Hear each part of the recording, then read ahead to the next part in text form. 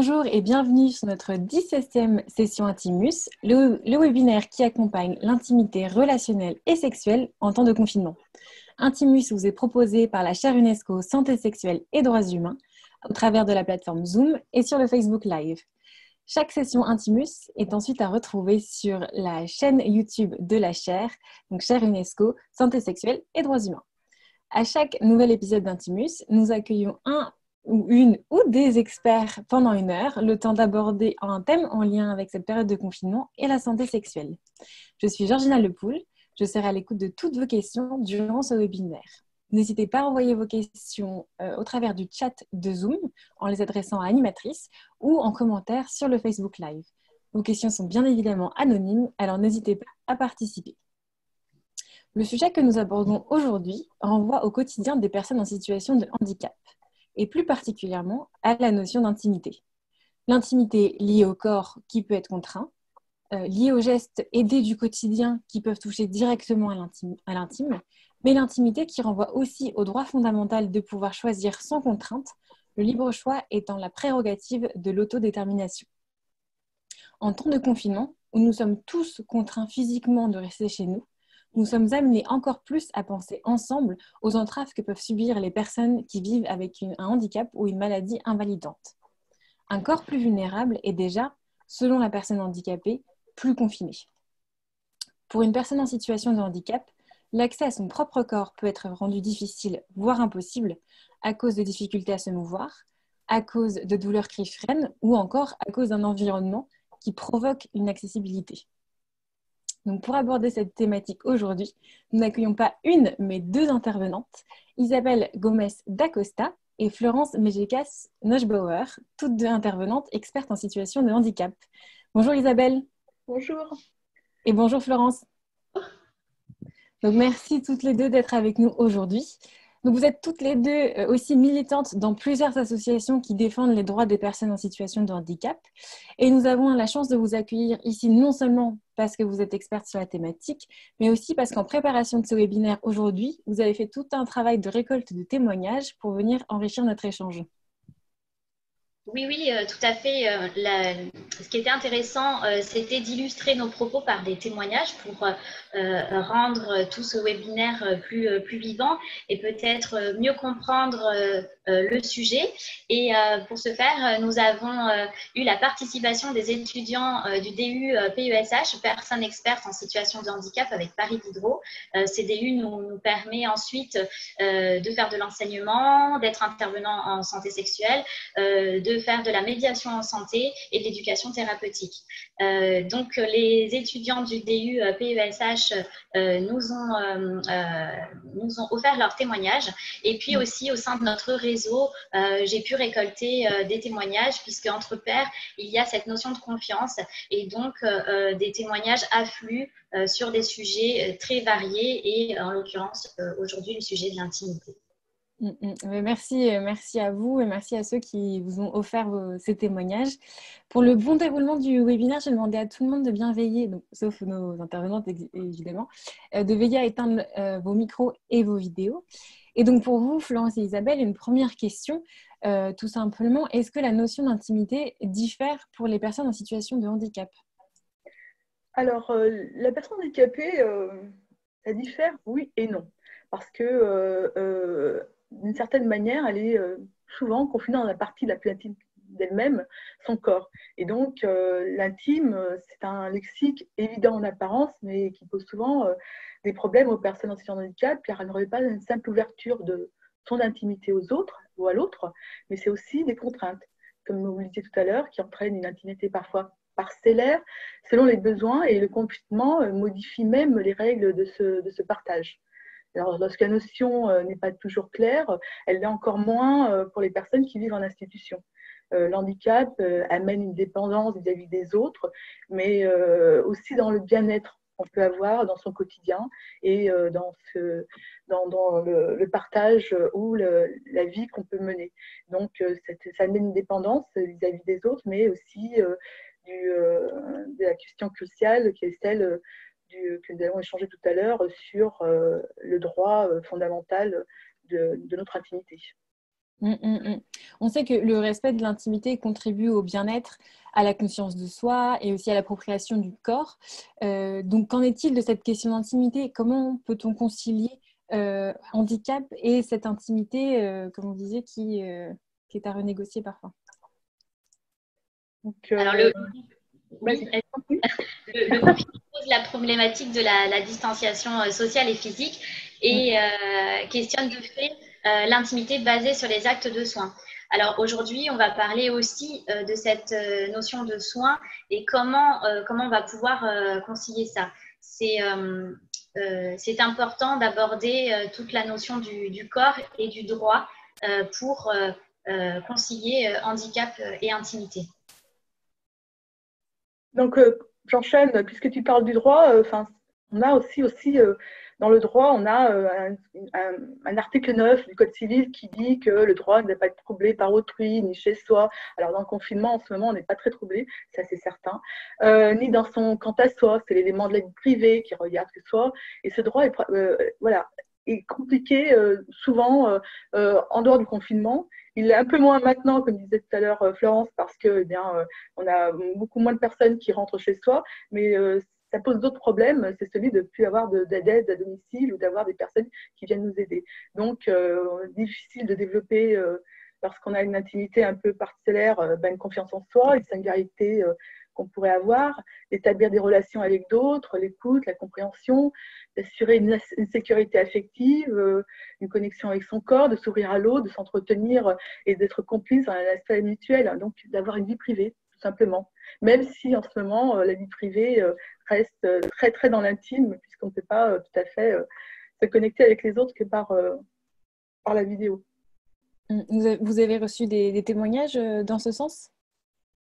Ah oui, oui. Alors, par rapport aux témoignages en établissement, par exemple, ou en centre de soins suite à la réadaptation, on a des témoignages qui évoquent des difficultés pour les professionnels, mais aussi pour les patients, de délimiter l'espace privé et l'espace public. C'est toujours une notion un peu floue, variable, subjective, pour délimiter cet espace privé-public.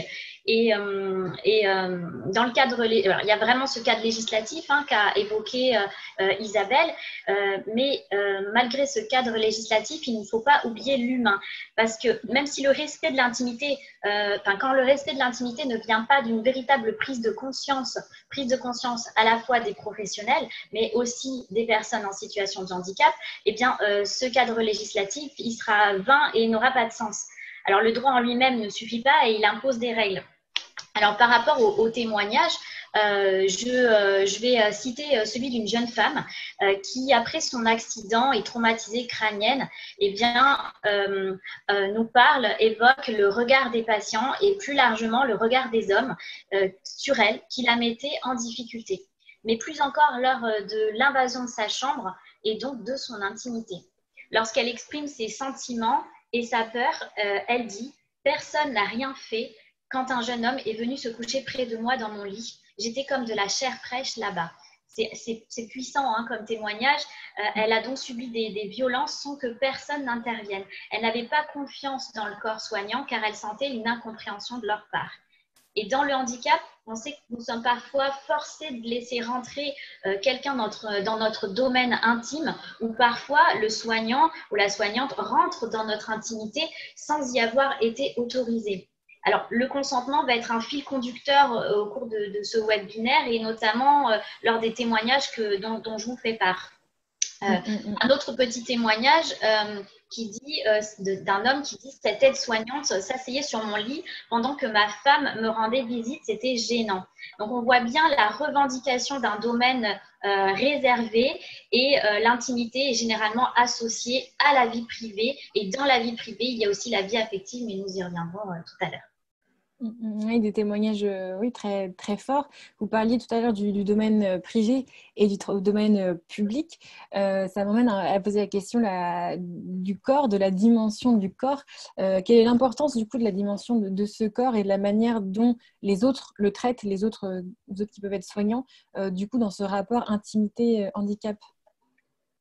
Eh bien, déjà, je pense il faut se construire, ce qui n'est pas toujours aussi évident. C'est que ce corps, il faut se l'approprier, mais il faut aussi approprier son environnement. Donc on a déjà deux problèmes qui viennent se confronter. C'est construire son droit à l'intimité, d'avoir ses propres expériences, mais aussi d'avoir son espace psychique, donc sa manière de penser, un modèle, parce que les modèles qu'on nous renvoie, ce ne sont pas toujours ceux auxquels on a devant notre miroir. Donc on a aussi ce jeu des médias qui nous donne une image qui n'est pas la nôtre. C'est aussi à s'approprier cette conscience que la différence, elle existe chez tout le monde. C'est aussi cet espace physique qu'on doit s'approprier, donc physique et corporel. Cette individualité est une dimension importante dans notre handicap. Et donc, on se l'approprie et en même temps, on vit avec, on en a pris l'habitude. Donc, on n'y fait pas très attention, mais c'est souvent le regard de l'autre qui nous le renvoie. Et c'est aussi l'espace environnemental, social, dans lequel on doit appartenir. Donc, c'est disposer à sa guise de ce qu'on doit faire, c'est avoir une vraie volonté vis-à-vis de l'autre. Et puis, c'est aussi empêcher l'autre de nous donner l'impression que notre manière de voir, de penser n'est pas la bonne et que c'est toujours eux qui ont raison. Et donc, il faut avoir une vision holistique de tout notre espace, qui n'est pas toujours si évident que ça, parce que ce qui paraît naturel chez l'autre n'est pas toujours quand on doit s'approprier d'une accessibilité qui n'est pas appropriée justement à notre difficulté du quotidien. Et justement, le lien entre cet espace public, cet espace privé, la vision holistique, vous parliez dans les témoignages de problèmes qui s'élèvent pendant qu'une personne peut être dans un établissement ou dans une institution. Comment l'institution peut-elle faire pour faire prendre conscience à un usager de la notion de son intime quand, à côté de ça, la toilette se passe en public, par exemple, ou qu'il y a des chambres qui sont partagées ou des chambres où les gens ne frappent pas avant d'entrer. Est-ce qu'il y a des solutions, des manières de faire qui pourraient rendre la situation plus acceptable et rendre l'intime à la personne aussi? Alors, c'est vrai qu'il y a déjà des règlements intérieurs dans les institutions, mais ce n'est pas suffisant. Je pense qu'il faut créer des chartes sur l'intimité et la sexualité. Comme vous le dites, il y a des chambres où les salles de bain ne sont pas à l'intérieur de la chambre. Donc, il faut créer aussi une distanciation, expliquer que lorsque quelqu'un est dans la salle de bain, il ne faut pas rentrer. Il faut aussi que le soignant intègre cela. Donc, il faut peut-être aussi avoir des formations complémentaires.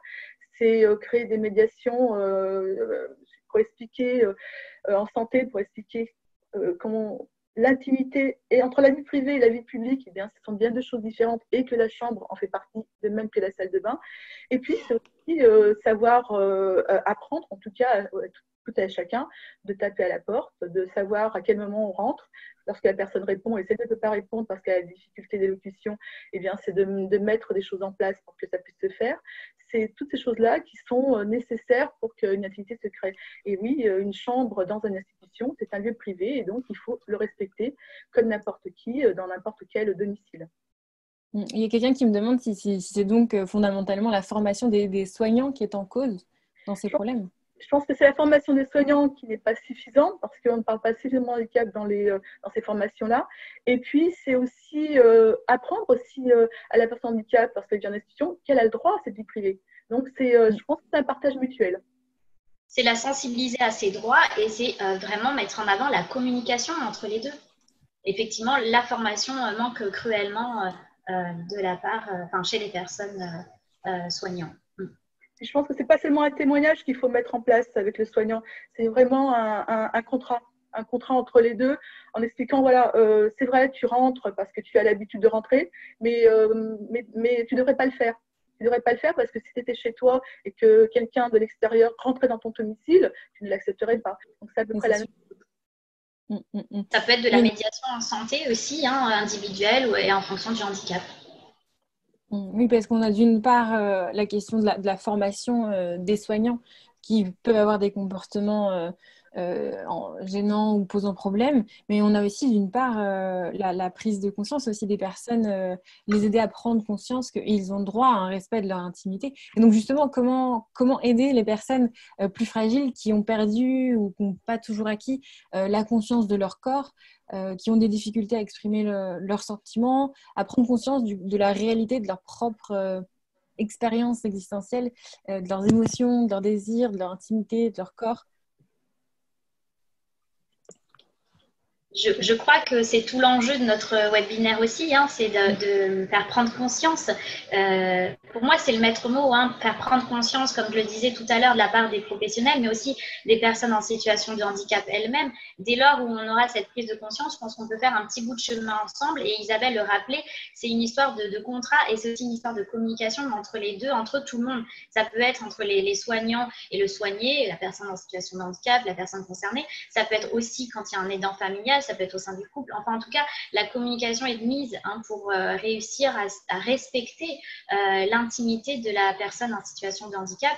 Et comme vous le disiez, Georgina, c'est vrai que les soignants peuvent parfois être maltraitants avec des gestes, avec des mots ou des attitudes volontairement transgressives, soit par méconnaissance des lois ou par habitude. Donc, c'est vrai que demander l'autorisation à toucher le corps ou les objets personnels, c'est pas automatique. Et pourtant, c'est important, ça passe par des toutes petites choses. Et ces petites choses-là, elles ont du sens pour les personnes en situation de handicap.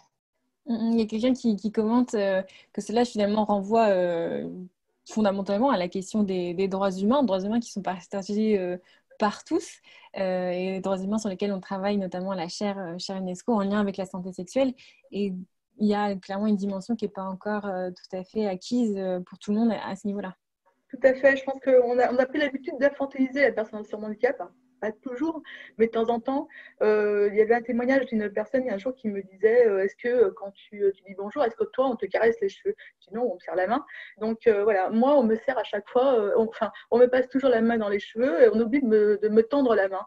Donc c'est vrai que maintenant on le fera beaucoup moins avec le confinement, mais voilà, c'est des petits gestes comme ça du quotidien qui peuvent être très difficile à assumer par les personnes et au bout d'un moment, elles oublient même elles ont des droits, qu'elles peuvent tout simplement dire non, écoute, excuse-moi, mais je suis une personne tout à fait comme les autres, donc on n'a pas besoin de me passer la main dans les cheveux, je ne suis pas un caniche ou autre chose, ou un animal. Et c'est la même chose lorsque les personnes sont accompagnées avec une personne dite non en situation de handicap, lorsqu'on s'adresse directement à la personne qui n'est pas en situation de handicap et qu'on oublie tout simplement de parler à la personne en situation de handicap alors que c'est à elle qui posait la question. C'est pour ça que tout à l'heure, je parlais de la notion de consentement et je me suis appuyée sur le texte d'un homme qui s'appelle Spencer Williams, qui a écrit un article à ce sujet et vous le retrouverez dans les sources, hein, de notre diaporama. Je peux le citer, Georgina? Ah bah allez-y. Oui, d'accord. Parce que tout à l'heure, j'ai cité un exemple féminin et je me dis que c'est aussi important de contrebalancer avec un exemple masculin parce que là, on avait le témoignage tout à l'heure de cette femme en situation de handicap dont l'homme s'est couché à côté d'elle et c'est assez difficile à vivre et ça a entraîné aussi des difficultés chez elle dans ses rapports avec les hommes pendant assez longtemps. Et à l'inverse, les hommes aussi peuvent être confrontés à ces situations difficiles et violentes. Alors, je vais citer cet homme-là qui nous explique avec ces mots à lui de manière très explicite. Elle est venue dans ma chambre en parlant de son auxiliaire de vie et comme d'habitude, elle a tenu mon pénis avec ses mains pour le placer dans l'urinal. Par contre, constatant que j'avais une érection, elle a serré mon pénis et m'a vigoureusement masturbée. J'ai essayé de me libérer, je lui ai demandé d'arrêter, mais soit elle ne m'a pas compris, soit elle m'a volontairement ignorée jusqu'à ce que je sois sur le point de jouir. Je suppose qu'elle pensait me faire une faveur, me donner du plaisir. Donc, vous voyez, c'est toujours avec ce fil conducteur du consentement et pensant bien faire, elle n'a pas écouté le souhait de cet homme-là et elle a pensé à sa place, hein, en fait. Hein. Donc là, on n'est pas du tout dans l'empowerment et dans le respect des droits de la personne. Et il continue dans son témoignage en disant « Parfois, j'ai une érection dans la douche quand l'auxiliaire me savonne autour des organes génitaux, mais ce n'est qu'une réaction, physique et automatique. Ça n'indique pas que j'ai des sentiments pour l'auxiliaire et les signes d'excitation physique ne signifient pas qu'il y a consentement et c'est particulièrement important d'en être conscient quand il s'agit d'une personne handicapée. » Et j'ai un autre témoignage qui va en ce sens-là, mais du côté de la soignante qui s'est offusquée, qui s'est vexée de voir un homme en érection et qui lui a dit de se calmer et quitter la pièce. Alors qu'en fait, elle essayait de lui installer un pénilex et donc il y avait une érection réflexe. Donc à l'inverse, on a des témoignages aussi comme ça qui montrent que les auxiliaires de vie peuvent se sentir désemparés, voire même agressés, même par l'érection matinale. Et pendant la douche, par exemple, ça va être la douche froide pour stopper l'érection. Donc là aussi, on est sur de la maltraitance qui finalement est liée à un manque de formation de la part de ces personnes-là qui sont amenées à faire des soins, des douches, sans y avoir été vraiment préparées. Ouais, donc des témoignages très, très forts que vous nous rapportez là. Donc la dimension d'infantilisation dont vous nous parliez, Isabelle, l'infantilisation des personnes en situation de handicap concerne aussi complètement la dimension sexuelle et sexualité des personnes en situation de handicap. Oui, il y a toujours cette idée que la personne en situation de handicap est asexuée, donc elle n'a pas de désir.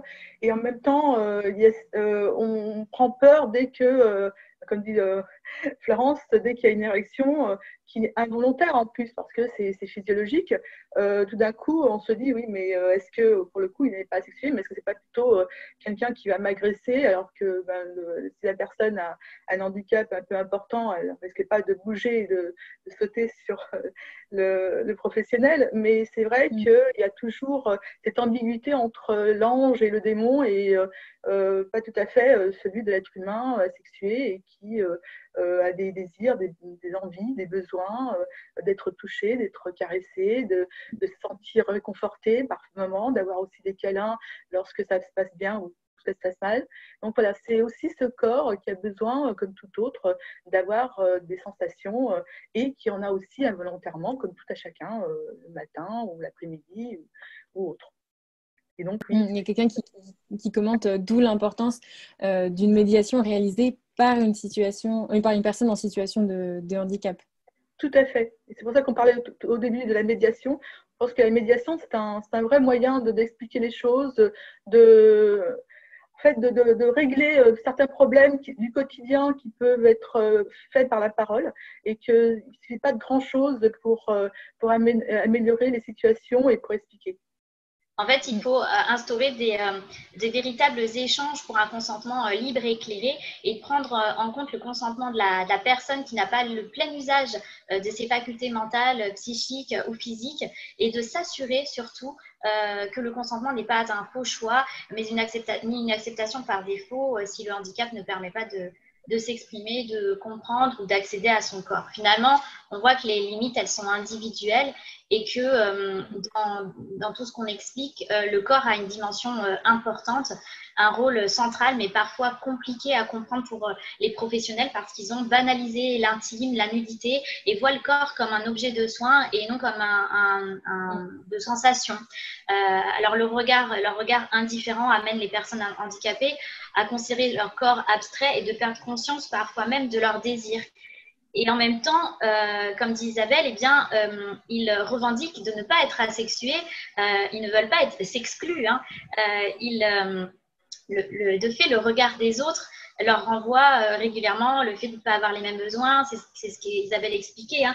Et dans les témoignages qu'on a reçus, il y a un homme tétraplégique qui nous dit le handicap, c'est aussi la vie, ce n'est pas que la maladie ni la mort. Et ça, c'est tout simple à dire, mais finalement, je pense que dans les représentations du grand public, même parfois des professionnels, c'est bien de le rappeler, c'est aussi la vie. Hein. Le handicap, on est plein de vie. Et puis, on abordait aussi la notion d'infantilisation. Puis là, j'ai un petit témoignage aussi d'une chercheuse qui était en immersion dans une institution et qui disait on bafouait leur intimité en faisant de l'infantilisation. Donc, l'infantilisation, elle est partout et même dans la rue où on a un autre jeune homme qui nous dit parfois des inconnus me font un câlin dans la rue, voilà, tout simplement. Et là, c'est pas des câlins consentis. Hein. Isabelle, elle nous rappelait tout à l'heure l'importance du toucher, le besoin de se faire toucher parce que ce n'est pas qu'un corps de soins, c'est un corps de sensation. Mais là, on a aussi l'exemple inverse avec des inconnus qui vont nous demander, qui vont même pas demander en fait finalement, qui vont venir faire un câlin ou avoir des gestes, comme tu disais Isabelle, passer la main dans les cheveux. Et là, non, c'est pas possible. Oui, mais ça existe aussi pour les personnes qui sont en fauteuil, qui vont traverser la rue, et tout d'un coup, il y a un inconnu. Alors là, c'est pas qu'il lui offre des fleurs, mais il le pousse et il l'emmène. Et donc, la personne a voulu dire non, non, non, attendez, c'est pas par là où je vais. Et la personne continue, et puis d'un coup, elle s'arrête, et puis elle s'arrête, elle laisse la personne, elle s'en va. Et puis, à un moment ou à un autre, elle s'est pas dit, tiens, est-ce qu'elle a besoin d'aide, pas d'aide? Est-ce que je lui dis, bah voilà, est-ce que vous voulez que je me pousse parce que c'est compliqué? Est-ce que, voilà. Et donc, il y a des fois des personnes en situation de handicap qui mettent des clous dans leur fauteuil pour qu'on évite justement de les pousser.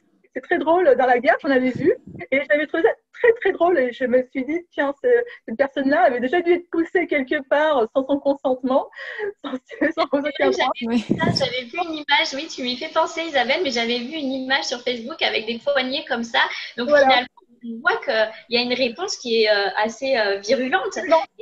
Et est-ce que c'est la bonne réponse? Ça, je ne sais pas, mais finalement, c'est toujours très difficile à la fois de répondre pour respecter nos propres choix et puis à la fois de ne pas être agressif parce que ça va être mal pris. Mais est-ce qu'on a envie d'être pour autant pédagogue? C'est difficile finalement. Parce qu'on voit que on voit aussi que le handicap, notre intimité, elle passe dans le domaine public. Notre vie intime, elle est exposée. Alors, il y a pléthore de colloques, d'études, d'actions au sujet de la sexualité, de l'intimité. Mais finalement, est-ce que le sujet, il est toujours bien abordé? C'est ça la question. On nous dit souvent la sexualité des personnes handicapées, elle est taboue. Alors, je ne suis pas certaine parce qu'on en parle énormément. Mais finalement, ce qui est important, c'est de bien en parler et d'en parler avec les personnes concernées. Il y a quelqu'un qui disait tout à l'heure l'importance de la médiation en santé, l'importance des pairs, de faire intervenir des personnes concernées et pas parler sans arrêt à leur place. C'est vrai qu'on voit que le handicap en fait permet ou nécessite la transgression dans les conventions sociales. Là, Isabelle, elle nous raconte cette histoire de la personne qui pousse sans autorisation, mais finalement, ça va de ce geste-là au regard qui pénètre, ça va aussi des questions intimes des inconnus qui nous demandent « mais qu'est-ce que vous avez ? C'est un accident ?» parce que ça, c'est vraiment toujours dans la représentation des gens, ça ne peut pas être de naissance, c'est un accident. Et puis aussi, vous pouvez faire l'amour, ça revient aussi très régulièrement, mais même de la part d'inconnus dans la rue, au supermarché. Bon, là, pour le coup, au supermarché, on n'y va pas.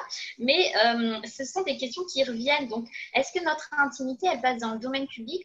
Moi, j'ai envie de dire qu'on a le droit de refuser de répondre ou bien on a le droit aussi de choisir d'être pédagogue. Et c'est aussi compliqué de savoir comment se positionner, sachant que je cite Jocelyne Thériault du département de sexologie de l'Université de Montréal qui aborde l'intimité tel un facteur contributif au développement de l'identité et de l'individualisation personnelle. Voilà. Alors là, j'ai plein de questions, tout ce que vous avez dit. Oui, j'ai vu qu'il y avait plein de questions qui arrivaient. Beaucoup de réactions. J'en cite une ou deux. Quelqu'un qui me demande concrètement, maintenant, comment accompagner les personnes en situation de handicap dans leur vie intime. Et j'ai aussi quelqu'un qui pose des questions un peu plus... on parle de personnes en situation de handicap de manière globale, mais sont-elles toutes traitées de la même manière et les difficultés rencontrées sont-elles toutes semblables? Donc, en pensant notamment à la différenciation peut-être entre hommes, femmes, quand on sait que les corps masculins et les corps féminins ne sont déjà pas traités de la même manière pour les valides. Donc, est-ce que c'est aussi une différenciation que les personnes en situation de handicap rencontrent? Je dirais que tous les handicaps sont différents et en fait, ils sont individuels à la personne. On pourrait, si on parlerait de tétra, tous les tétras sont différents. Aucun ne peut généraliser selon… tétraplégique. Voilà. Donc, ah oui, un tétraplégique, c'est vrai. J'avais dit pourtant que je ferais attention. Qu'elle soit tétraplégique ou qu'elle soit suite à un accident ou par une maladie invalidante, donc c'est déjà pas la même chose. La personne va avoir de la sensibilité alors que l'autre ne l'aura pas. Donc, tous les corps sont différents, toutes les sensations sont différentes, tous les vécus sont différents. On a tous été élevés de manière différente, comme tout à chacun. Et de fait, toutes les approches doivent être différentes. Elles doivent être individuelles, le disait tout à l'heure Florence, et personnelles. Parce qu'on ne va pas avoir les mêmes sensations, le même vécu. Et de fait, on ne peut pas l'aborder de façon générale. On ne peut pas aborder l'intimité de la personne sur handicap de façon générale.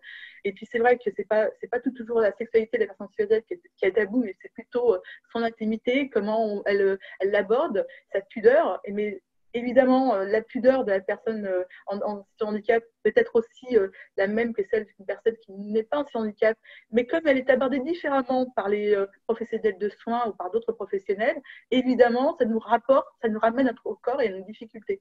Donc voilà, je pense qu'on ne peut pas généraliser et on ne doit pas le faire, bien au contraire. Donc, quelqu'un me demande qu'en est-il du handicap psychique? Ah mince, Georgina, j'allais compléter la réponse d'Isabelle. Pardon, excusez-moi, allez-y, Florence. Alors, pour répondre, qu'est-ce qu'on pourrait proposer qu'est-ce qu'on pourrait donner comme proposition de réponse? Eh bien, j'ai envie de dire aussi, on l'a dit tout à l'heure, mais on va le redire, eh bien, c'est sensibiliser les personnes en situation de handicap à leur droit à l'intimité. Et puis, on avait abordé l'exemple de la toilette, eh bien, laisser le choix à la personne de choisir qui fait la toilette pour les soins intimes. C'est quand même plus facile de laisser ce choix. On revient à la notion de pouvoir d'agir, de l'empowerment. Il y a aussi le fait d'enseigner l'éducation sexuelle aux personnes en situation de handicap qui peut aider à cette compréhension. Et puis, pourquoi pas proposer des entretiens individuels pour accompagner à la sexualité. Ça peut être des entretiens par des professionnels en santé sexuelle, en sexologie, et aussi des groupes de parole animés par des pairs formés. Oui, il y a des groupes thématiques, pas beaucoup, mais il en existe, qui permettent aux personnes de se rendre compte de ce qu'elles ont envie de faire et comment elles peuvent aborder les sujets. Et donc, d'échanger, évidemment, je pense que c'est primordial.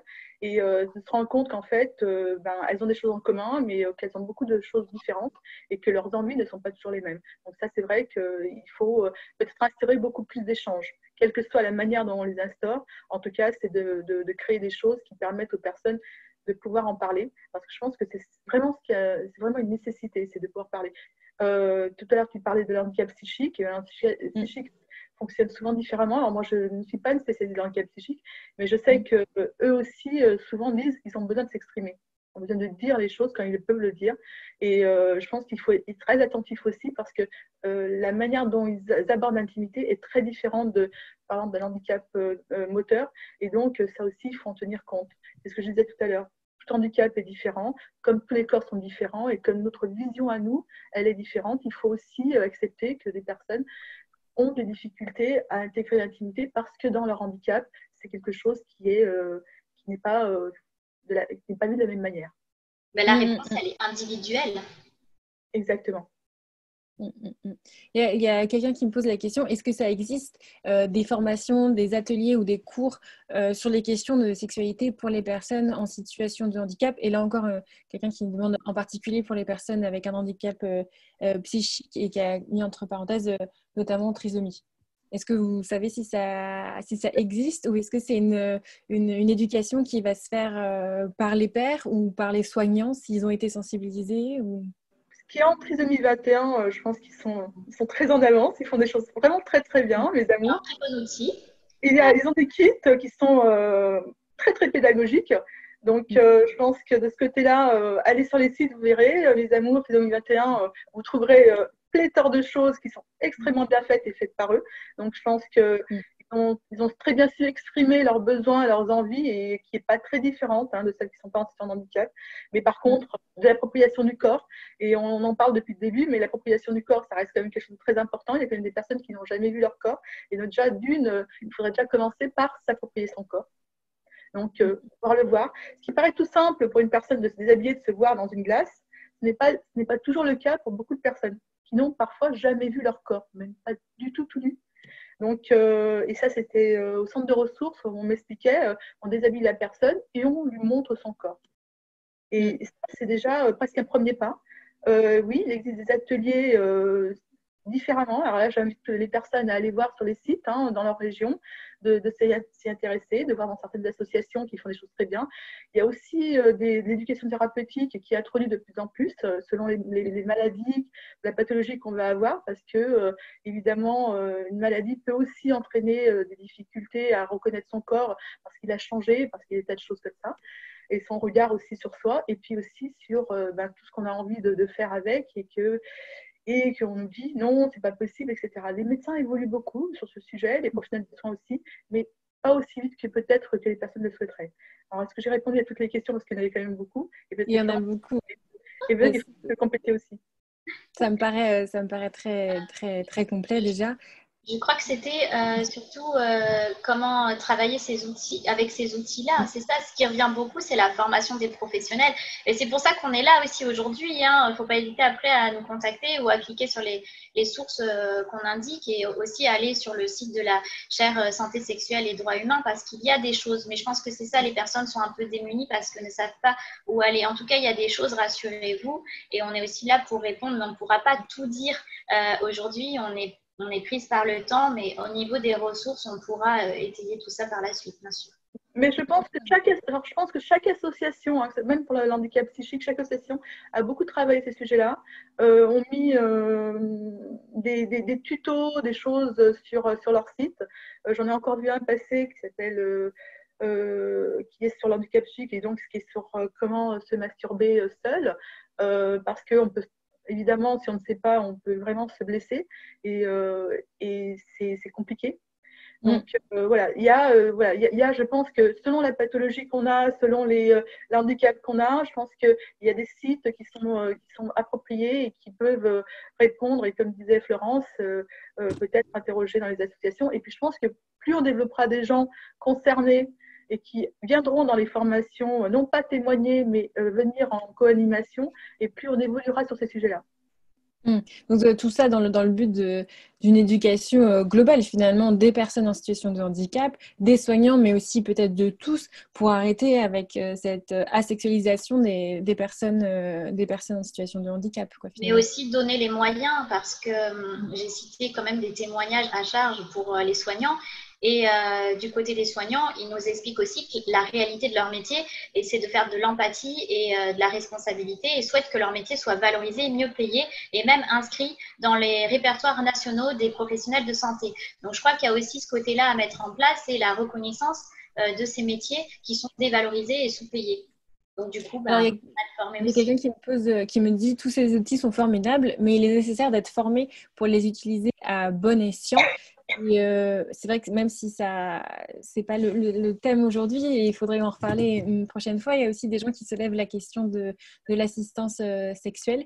Si vous voulez aborder ça, ou alors on peut passer à d'autres questions.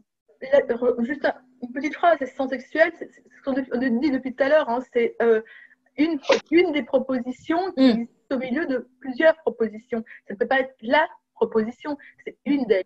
Et c'est intéressant de pouvoir en échanger sur ce sujet-là. Pas aujourd'hui, évidemment, ce serait trop long, mais c'est vrai que ça doit devenir un choix de la personne.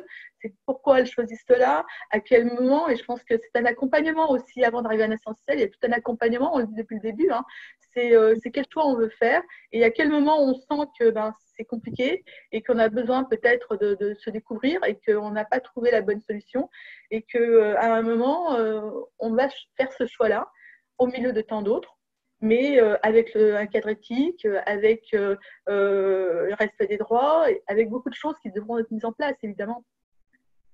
Autrement dit, c'est du cas par cas, après un accompagnement préalable sur la sexualité. C'est des choses qui peuvent se mettre en place, et qui sont réfléchies aussi au sein de la chaire UNESCO santé sexuelle et droits humains. Probablement d'abord proposer quelque chose qui relève de l'accompagnement avant de passer à la solution, comme dit Isabelle, de l'assistance sexuelle. L'assistance sexuelle, c'est encore autre chose. C'est découvrir son corps, c'est la mise en situation. Ça peut aller jusqu'au rapport sexuel, mais ça peut être aussi voir son corps nu devant un miroir. C'est permettre de toucher, de prendre conscience de son corps. Donc, il y a cette notion du toucher quand même qui est présente, alors que dans l'accompagnement, on va être sur une autre dimension. D'où le fait de développer toutes ces formations-là, toutes ces propositions qui peuvent être faites aux personnes en situation de handicap, parce que l'assistance sexuelle n'est pas la réponse, mais une des réponses. Et puis, je rappellerai aussi que l'assistance sexuelle, ce n'est pas que l'acte, comme elle disait, ça peut l'être, mais c'est aussi aider des couples en situation de handicap, tous les deux. Donc, les aider à se positionner, les aider peut-être à lever des questions si elles n'ont pas trouvé le bon professionnel qui a pu leur lever ces questions. Donc, c'est aussi ça. C'est aussi avoir la vision en 3D d'un corps. Comme un sculpteur, lorsque il va sculpter un corps et qu'il a besoin d'un nu, et ben, peut-être aussi que certaines personnes ont besoin aussi d'avoir un nu devant eux pour poser des questions, pour avoir une conscience du corps nu. Donc, la tranquille englobe beaucoup de choses. Et puis, je pense qu'il faut vraiment prendre du temps pour l'expliquer. Je pense qu'en quelques phrases, ce n'est pas suffisant. Oui, non, c'est un vaste sujet qui mériterait un webinaire à lui tout seul, à vrai dire. Et puis, on va parler de l'estime de soi, de la reconstruction, de la confiance en soi. Ça mérite effectivement un webinaire entier. Autre question d'actualité, on a eu hier une annonce du Premier ministre qui commençait à donner quelques indications sur le déconfinement à venir. Quelles décisions seront prises pour les personnes dites vulnérables en termes de confinement, de déplacement, de possibilité de voyager? Est-ce que vous avez quelques informations à donner à ce niveau-là? Bien, je pense que vous avez tous eu la même information. Là, pour l'instant, on est plus ou moins confinés dans nos régions. Nos déplacements sont contraints tous. Alors au début, c'est vrai qu'on nous demandait, et on nous le demande encore, de rester confinés plus longtemps parce qu'on estime qu'on est plus vulnérable, comme si l'handicap était obligatoirement une maladie et donc on était plus vulnérable. On peut l'être. Et ça peut arriver selon la pathologie qu'on a. Par contre, il ne faudrait pas qu'on associe handicap, vulnérabilité et confinement. Ce serait quand même dommage parce que je pense que comme tout à chacun, et on l'a dit depuis le début, c'est un droit à le faire ou à ne pas le faire. C'est un droit de choisir. Et ça, c'est important. Ce n'est pas un droit, c'est le pouvoir de choisir en tout cas, avant même d'être un droit. Et donc, de pouvoir se dire je peux sortir comme tous les autres avec les mêmes précautions que les autres. Parce que finalement, un handicap physique ne renvoie pas du tout forcément à une vulnérabilité respiratoire. Tout à fait. C'est ça, il ne faut pas confondre et c'est très difficile de faire des choix éclairés, sachant qu'on est tous personnes valides et personnes en situation de handicap dans le flou par rapport à ce déconfinement. Et le confinement, il peut être aussi source de stress chez des personnes handicapées qui ont pour le coup des problèmes respiratoires ou qui se sentent en situation de vulnérabilité et qui vont limiter le nombre d'intervenants. Et pourtant, le fait d'avoir des intervenants dans leur sphère intime, ça leur permet aussi d'avoir un lien avec l'extérieur. Et en même temps, les risques sont décuplés parce que les intervenants tournent chez les particuliers. Et j'ai un autre exemple d'une femme qui explique qu'elle a eu peur car une de ses auxiliaires de vie a une suspicion de Covid-19. Je l'ai vue il y a quelques jours, j'espère que je n'aurai rien. Je me doutais que cela allait arriver. De même, lorsque le conjoint doit travailler en période de crise sanitaire, cela génère du stress chez le conjoint en situation de handicap. On voit bien qu'il y a des ressemblances avec ce que peuvent vivre les couples valides. De toute façon, il y a du même. Que ce soit chez les personnes en situation de handicap et chez les personnes valides, au sujet des couples, au sujet de la parentalité, il y a du même, mais il y a aussi des dissemblances avec le handicap, la vulnérabilité qui majore le stress et qui peut vraiment être compliqué à vivre en période de confinement. Alors, le temps est passé très très vite. J'ai proposé une dernière question.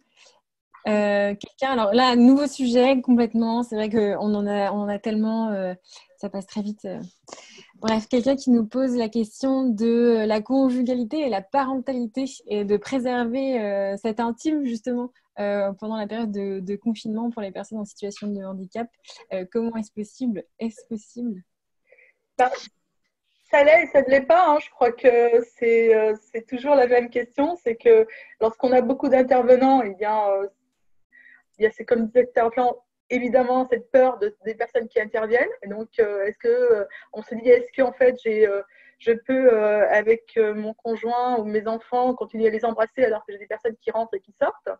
Et donc, est-ce qu'en fait, je ne suis pas moi-même, d'une certaine manière, isolée dans l'intérieur de chez moi? Et puis, d'un autre côté, il y a des personnes qui ont fait aussi le choix de ne laisser plus rentrer personne, donc de rester entre elles.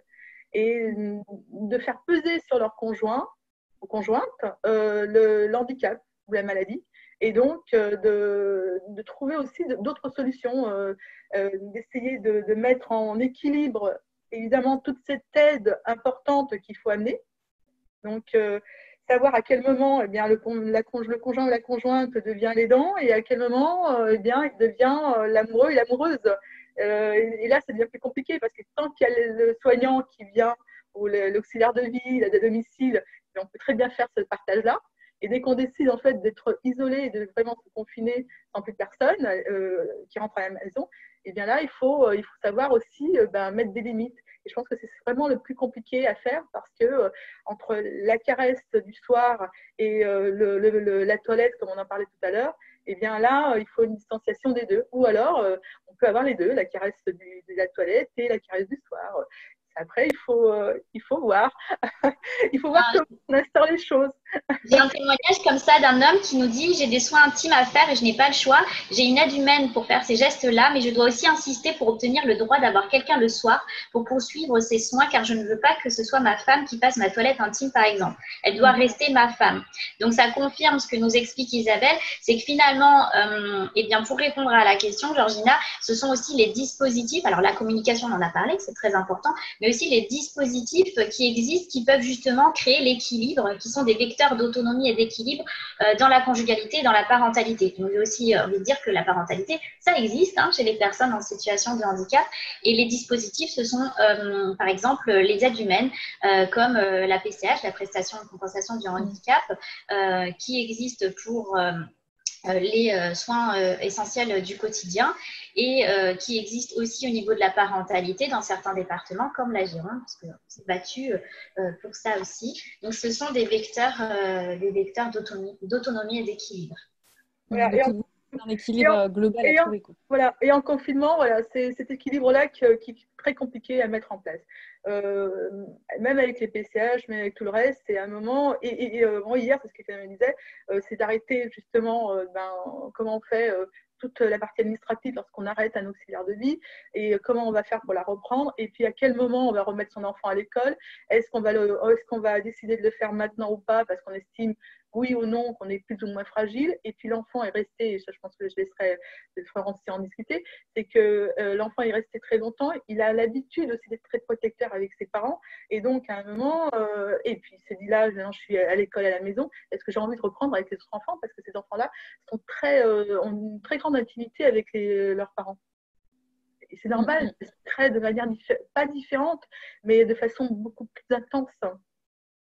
Donc, beaucoup de sujets sur l'intimité et le handicap encore à aborder que nous n'avons pas eu le temps malheureusement d'aborder aujourd'hui. Pour tous ceux qui nous écoutent, n'hésitez pas à nous faire part des thèmes qui vous interrogent, que nous pourrons peut-être traiter au cours d'un prochain webinaire en nous envoyant des messages sur le Facebook ou au travers de la page sur le site web de la chaire UNESCO. N'hésitez pas. En attendant, pour nous, Isabelle et Florence, ça va être le moment de conclure et de passer le PowerPoint que vous nous avez préparé. D'accord. Donc, vous faites le partage. Oui, j'en ai le partage. Très bien. Je vous laisse faire alors.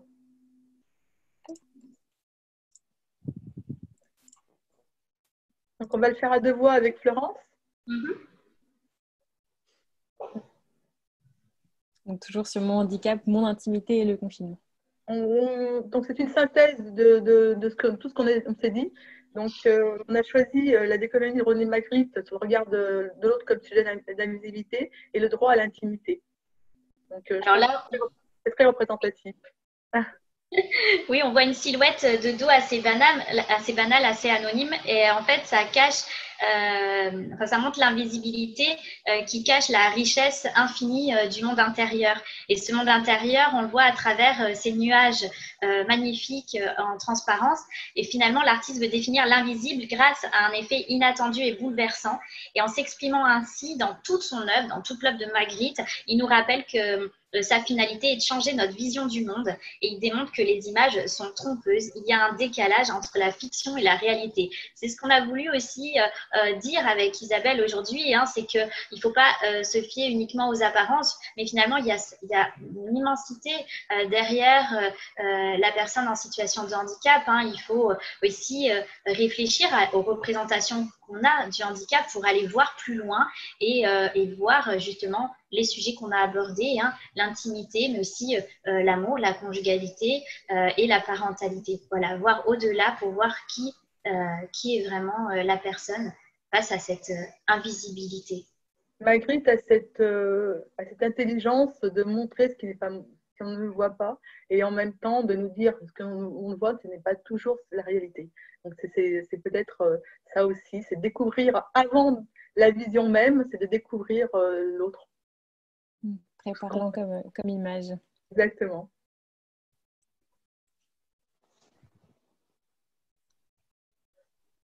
Bon, eh bien, nous avons parlé évidemment de tout ce qui était le soin, le professionnel, cette difficulté à expliquer sa pudeur, son intimité. Et donc, on s'est dit que voilà, j'ai toujours rêvé de faire ça. Je pense on a beaucoup tous rêvé de faire. Avec tout le respect qu'on a de nos professionnels de soins, on l'a dit depuis le début, hein, et au contraire, on a un très très grand respect pour tout ce qu'ils font pour nous.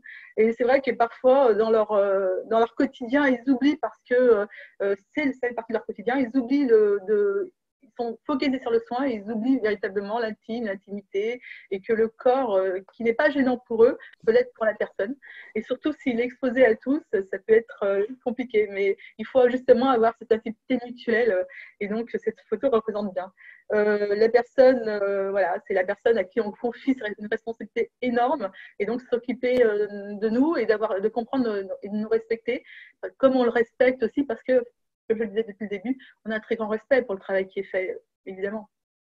Alors, je me permets de décrire l'image pour les personnes malvoyantes ou aveugles. Le patient a la chemise ouverte dans le dos et a une paire de ciseaux à la main et découpe la blouse du médecin et laisse apparaître son dos nu et ses fesses nues. Alors finalement, le patient et le docteur sont à égalité et sont mis à nu tous les deux.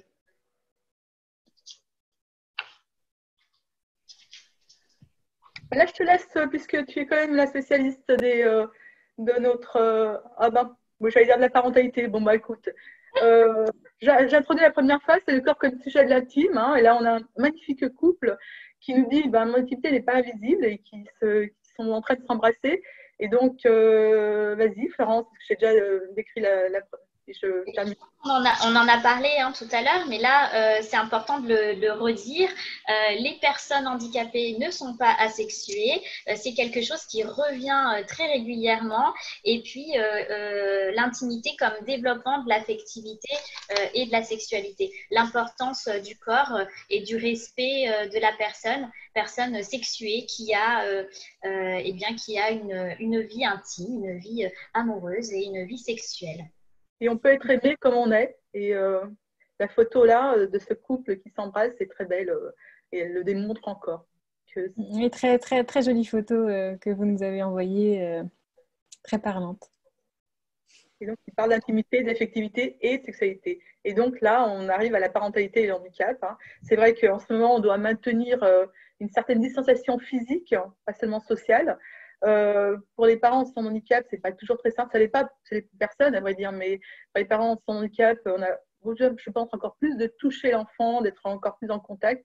Et donc, être handicapé, une personne handicapée et la parentalité, évidemment, c'est possible. Donc, tu enchaînes sur la conjugalité. Oui, je le disais tout à l'heure, mais je vais le redire par rapport aux dispositifs qui permettent, qui sont vraiment des vecteurs d'équilibre. Donc la parentalité et le handicap, c'est possible, ça existe. Attention aux parents valides ou le plus valide qui ne doit pas tout porter. Et les dispositifs permettent aussi aux parents handicapés de ne pas s'épuiser, aller au-delà de ses limites et peut rester disponible ainsi pour son enfant et son conjoint. Voilà, on voit des magnifiques photos, mais à nous de rappeler aussi ce qu'il y a derrière, c'est-à-dire que oui, c'est possible. On va réinventer la puériculture, choisir notre fonctionnement avec notre enfant, créer un équilibre. Donc tout ça, c'est possible. Et à côté de ça, faire attention à l'équilibre et à mettre en place peut-être de la communication et des dispositifs pour que chacun ait sa place, que l'enfant garde sa place d'enfant et le conjoint garde sa place de conjoint. En tout cas, ce sont des magnifiques photos qui ont été faites dans le cadre de l'exposition de l'association Handiparentalité avec un magnifique portage en ligne, voilà, des astuces au quotidien qui montrent que finalement, le handicap et la parentalité, c'est possible tout simplement. Et c'est aussi un énorme sujet, donc je ne voudrais pas non plus empiéter sur, sur la suite. Un sujet qui pose la question aussi de non seulement du handicap, mais de l'environnement handicapant, qui est pas... qui rend parfois les choses compliquées, alors que un des simples systèmes... C'est ça, l'environnement handicapant, le manque d'accessibilité. On n'a pas eu le temps de l'aborder, mais l'accessibilité aux soins. Il y a aussi la question de l'intimité à travers les soins gynécologiques. Tout ça, on n'a pas le temps et je crois que Georgina va me couper parce qu'on n'a pas le temps de les développer. Ça, et préparer des choses aussi dessus, mais on pourra compléter si besoin en privé, enfin voilà, ultérieurement. Mais je vais juste citer très rapidement les mots d'Amélie qui dit: lorsque je ne peux pas me faire soigner en ville, je suis le praticien de mon choix et que ma seule alternative est l'hôpital, lorsque aucun matériel médical n'a été pensé pour réaliser mes examens, qu'ils soient dentaires, obstétriques ou tout autre domaine. Donc on voit bien aussi la difficulté avant, finalement, d'être parent, la difficulté de l'accessibilité aux soins, notamment les soins gynécologiques. Donc, juste un petit conseil, bien, se rapprocher des associations, se rapprocher des réseaux de pairs. Il y en existe énormément. N'hésitez pas aussi à les mettre en commentaire. Il y a des réseaux qui sont en termes d'associations ou de réseaux Facebook, par exemple. Donc, n'hésitez pas à vous rapprocher de tous ces outils, de toutes ces choses qui peuvent vous aider. Et puis aussi de choisir qui va vous soigner, de ne pas rester figé sur un professionnel qui serait pas suffisamment accessible en termes de bâtiment, en termes de matériel, ou même pas sensibilisé ni formé. N'hésitez pas à choisir finalement la personne qui va s'occuper de vous, surtout pour des sujets comme les soins gynécologiques qui peuvent être aussi faits par une sage-femme ou la parentalité. Ce qui est important, c'est de sensibiliser. Plus on sensibilisera et plus ça sera pour nous et pour tous. Tout ce qui est fait pour nous, obligatoirement, aide aussi les autres. C'est ce qu'il faut toujours dire.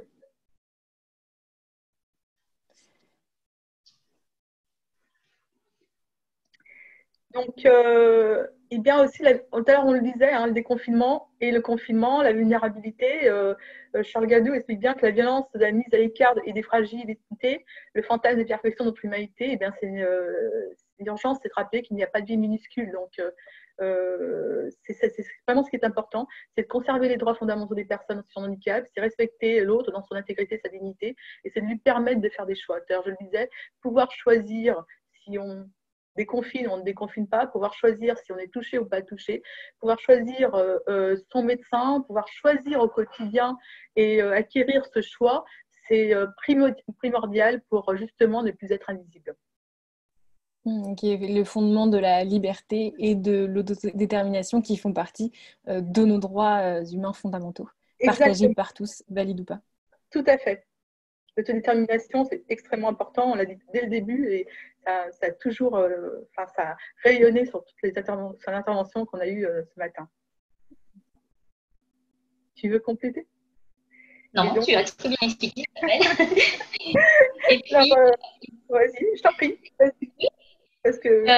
On a aussi des images, des photos avec un message phare. Leur intimité n'est pas invisible. Et puis aussi, on a Céline qui m'a rappelé, mais mon intimité n'est pas non plus un spectacle. Donc, c'est intéressant de voir que sur ces photos, eh bien, elles expriment que la personne, effectivement, a une intimité, a une vie privée et que le corps est comme un instrument de musique qui peut jouer différents sons avec la personne et son intimité. Donc finalement, elle doit être entendue et écoutée. C'est ce qu'on a essayé de dire tout au long de ce webinaire. L'intimité, la vie privée, le respect de la personne en situation de handicap. Écoutons-les. Et voyons-les avec ces jolies photos. Et voyons-les avec ces belles photos. Voilà. Eh bien, un double confinement et puis quelques vers. Alors, est-ce que tu veux qu'on le dise à deux voix, peut-être, Florence, pour qu'on termine, ou tu veux faire les remerciements?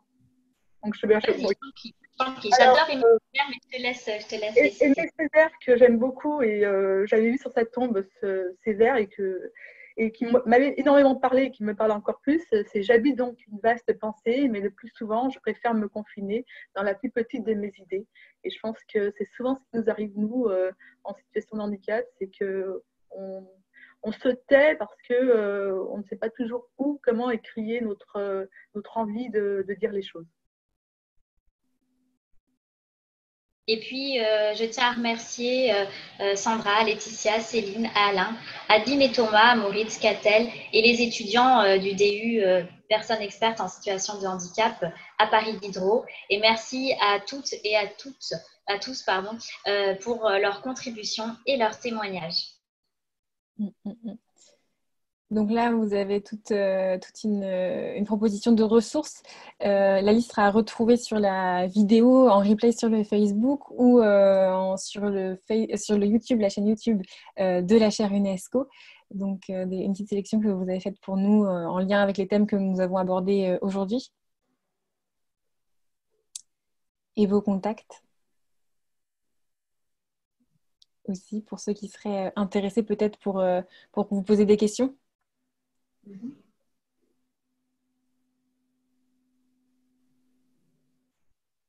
En tout cas, merci beaucoup pour cette présentation. Merci beaucoup pour cet échange qui a été très, très intéressant pour nous, dans lequel nous n'avons pas eu le temps d'aborder tout ce que nous aurions voulu aborder, mais j'espère qu'on aura l'occasion d'y revenir une prochaine fois. Et puis, merci à toutes les personnes qui ont témoigné auprès de vous et qui ont accepté que vous partagiez ça avec nous aujourd'hui, ce matin. Merci à vous tous aussi de toutes vos questions qui étaient extrêmement intéressantes. Malheureusement, on était contraints par le temps, mais c'est vrai que c'était un très bel échange et je vous en remercie. Merci pour votre écoute, pareil, très intéressant, questions très pertinentes. On n'a certainement pas eu le temps de répondre à tout et on n'a pas non plus le temps de tout vous dire. On avait encore beaucoup, beaucoup à vous dire, mais c'était un véritable plaisir de pouvoir échanger avec vous lors de ce webinaire. Moi, j'en profite pour remercier Philippe Le Gonidec à la technique et Grace, l'assistante de l'ombre aujourd'hui, qui a beaucoup participé et qui nous aide beaucoup. J'en profite aussi pour remercier Joël Mignot et Thierry Troussier qui sont à la conception de ces webinaires et sans qui nous ne pourrions pas être déjà à notre 17e session. Et à vous toutes et tous qui nous écoutez, je vous donne rendez-vous mercredi prochain à 11h, toujours sur Zoom ou sur le Facebook Live. Et nous allons aborder cette fois-ci la question des droits humains avec Ingrid Géret.